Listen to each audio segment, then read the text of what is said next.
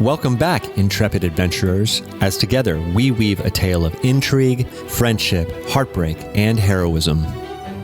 After surviving the horror of the Cedrisan mines and arriving at last in Elturel, the party's story begins to evolve. Veda's dreams grow stronger. She sees herself once again atop the ruined stone tower in a frozen mountain storm. This time, she places the donut-shaped stone into a pedestal, and 8 beams of light burst outward from her mind, each one pointing to a different destination. She follows the brightest beam east, soaring across forests and rivers, until amazingly, Elturel comes into view. And yet she continues to soar beyond it, to the south, to a snow-dusted clearing, where she sees what she would come to learn is the Patino Gate. There, she finds an obsidian version of the key. She experiments, turns it like a lock, and accidentally activates the gate. It opens not just to one otherworldly realm, but to a second portal beyond it, a deeper, more terrifying connection. Shadowy, fiery figures begin stepping through uncontrollably.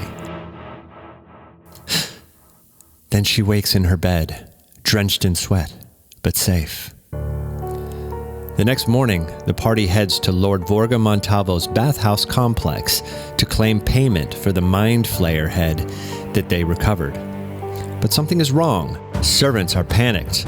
Doors to the baths are barred from within. Screams echo from the other side. The party breaks in.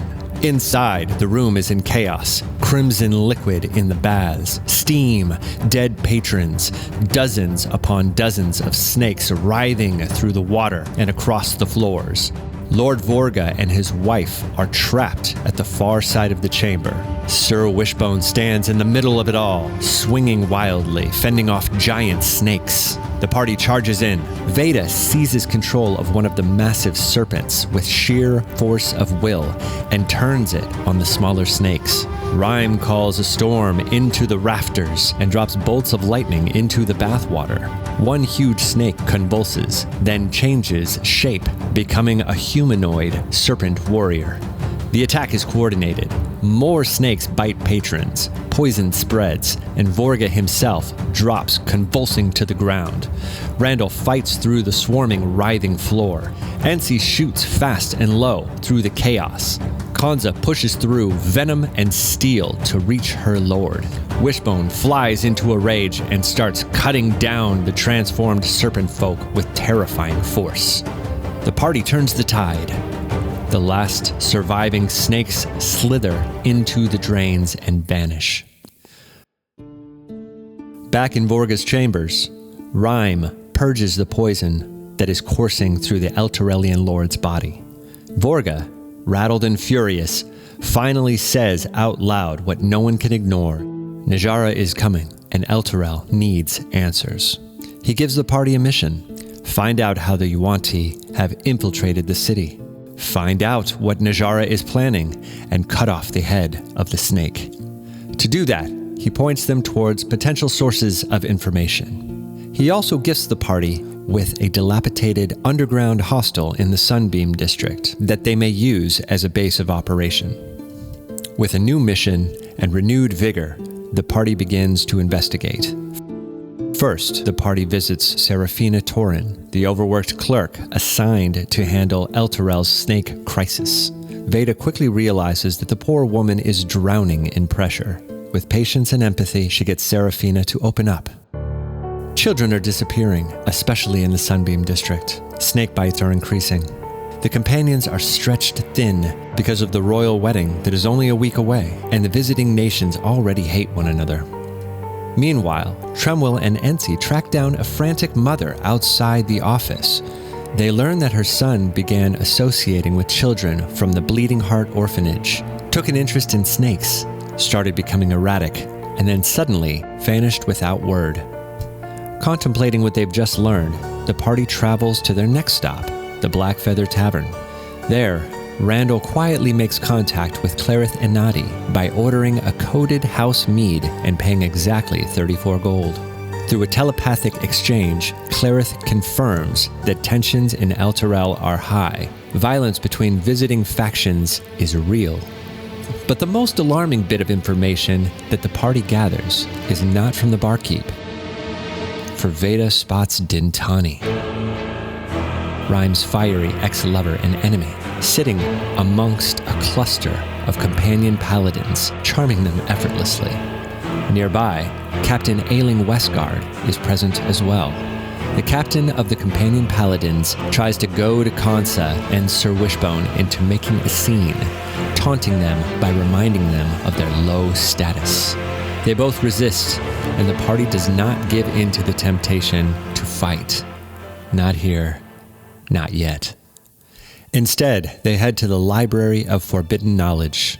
There, Veda reconnects with Vidra Pascal, the beautiful young librarian that she might be beginning to fancy. Vidra is intrigued by the party, and when she learns that they are monster killers, she offers a trade. Deal with the threat infesting the sealed, banned books wing, and she'll research Najara and the attack on Vorga. The party agrees. Inside the Forbidden Wing, they find a vast vertical shaft lined with shelves and narrow walkways. Some books are real, most are fake. And then the books themselves rise up and attack, coalescing into a hulking construct of pages and covers. Randall nearly falls to his death. Trem is knocked off the ledge. Wishbone batters the construct with brute force.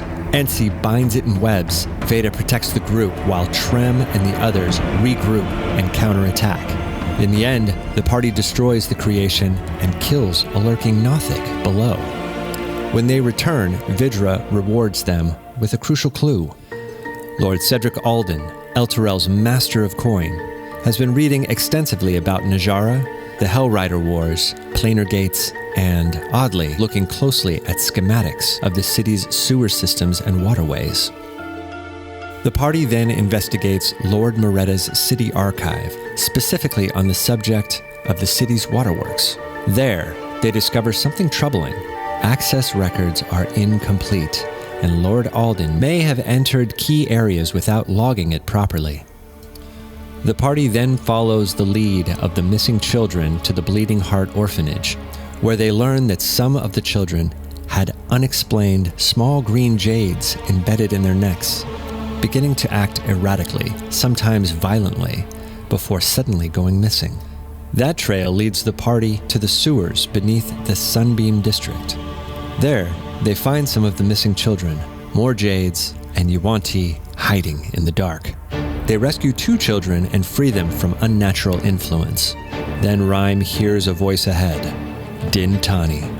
Rhyme would recognize her languid, sultry cadence anywhere. Rhyme hears her conspiring with some unknown man. Before long, the party bursts through the next doorway and finds her with Lord Cedric Alden himself. Battle erupts instantly.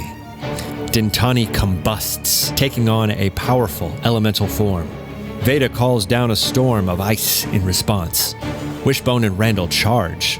Rhyme crosses planes and reappears behind the enemy. Then Cedric also reveals his true form, the Yuanti Archmage, hidden in plain sight as one of Elturel's highest lords. The physical revelation changes everything.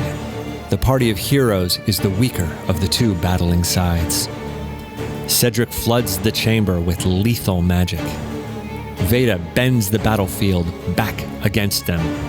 Trem drains the life from Cedric the Snake. Kanza keeps the party standing. Ensi lands brutal shot after shot before Wishbone ultimately decapitates Dintani in one savage blow.